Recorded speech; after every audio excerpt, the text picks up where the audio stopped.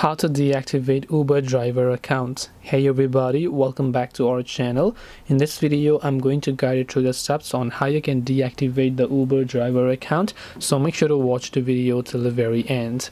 Now if you'd like to go ahead and then basically deactivate the Uber driver account, first of all remember that Uber and Uber driver account are basically the same, so you just have to deactivate one or the other. You can do this using the Uber application over here, and let me show it to you. Log into your account and then just come to the accounts app, go to the help option from the very top of the screen, go to account, and from account just go to account settings. From account settings, you want to simply go to delete my Uber account.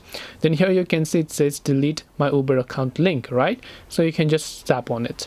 When you tap on it, it will take you to the page where you have to log into your Uber account. So let me just continue with my Uber account here. And as I do that, you'll be able to notice that if I want to delete my Uber account, it will show me a pop-up over here as to what I'm deleting. So it will show me what you are deleting. The first account is Uber rider account, so this is the normal riding account, then Uber Eats account, then Uber driver account. So basically Uber account is all the same. When you delete one, the driver account will also get deleted. So you can see Uber driver. Now you can scroll down, tap on continue, enter your password to verify it, and your account will get deleted.